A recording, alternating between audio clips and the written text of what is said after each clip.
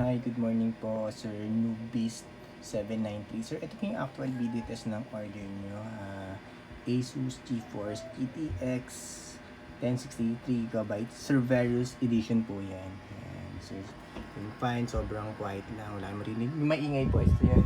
Ayan, pero yung fine niya yan. Tingnan nyo, kahit nakatutok na po tayo, wala kayong maririnig. Sobrang quiet niya lang. May 6-pin power connector required po dito. Sir, lagi namin nire-recommend. Huwag po tayong gagamit ng mga generic 750 watts na power supply. Rated at branded lang po. At least minimum 550 watts para po dito sa video card nyo. Okay, huwag pong mga generic na 750 watts. Really not recommended po yung mga ganun. Okay, especially po malakas na itong video card nyo. Yun lang po. Ayan. Tapos yung top view niya, HDMI cable yung ginamit natin. Tapos serial number niya. Ayan. So may warranty sticker po kami nilagay. Dalawa po yan. Pag may any issue po, message nyo lang po kami. Huwag nyo na po alisin yung warranty sticker o buksan yung video card para hindi po ma-void yung warranty nyo. Pag basta po may any issue, message nyo lang po kami, sir. Help namin kayo agad. Kaya nothing to worry po. Ayan, may ilaw din po yan yung sa ano niya. Pag hindi po nakasaksak yan, color red po yan. Pag nakasaksak, color white. Yung LED na po niya na may 6-pin power connector. Ayan. Test po natin dito sa Permark. Ayan po. Time running niya dito sa Permark, 2 minutes 43 seconds na siya. Ayan yung ano niya. Tapos tingnan niyo po yung Permark. Ay, yung graph. Sir Newbeast. Napaka-straight na straight lang po yan, sir. Smooth na smooth. Ito po yung buong screen. Wala pong kahit na anong issue. Walang random restart or random shutdown. Walang hang entries. Wala din po yung BSOD or garbage display na lumalabas. Napaka-smooth and stable lang po. Guaranteed yan namin, sir Newbeast. Stable lang po yan, sir. Time check po ulit, narami siya. 3 minutes, 22 seconds na po. Stable pa rin. So, close ko na po itong Permark, sir. Yan, sir. Newbeast. Yan, order nyo po. Tapos, minimize ko lang to. Yan, ito po yung Permark, yung nirun natin. Yan po yung GPU detected niya. Yan, close ko na po. Tapos, ito po yung GPU-Z. Full details and specs po natin sa GPU-Z. Asus.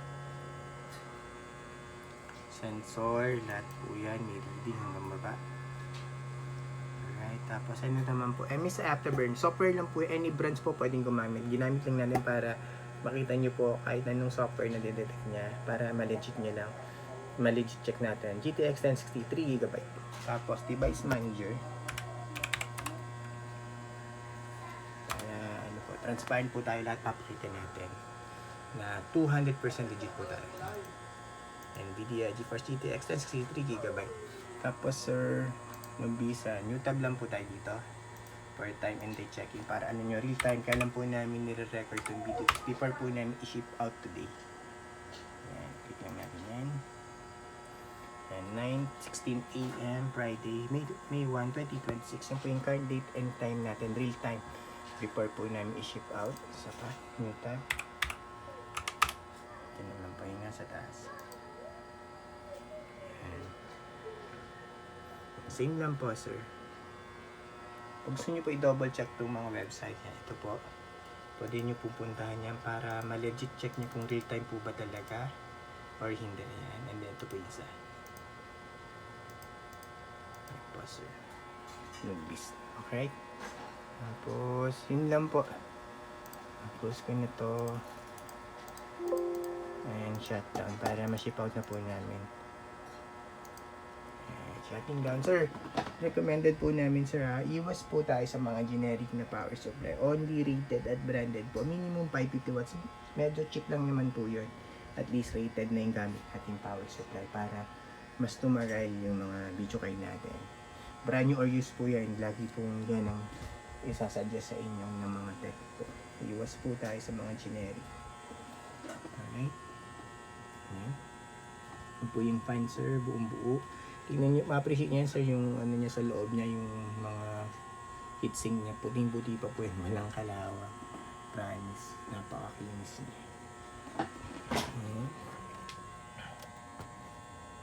Yan po. Yung serial number po ulit. Yung warranty sticker. Yan. Hindi sir, bawal po alisin para hindi po ma-void yung warranty natin. Yan. Yan po isa. Yan.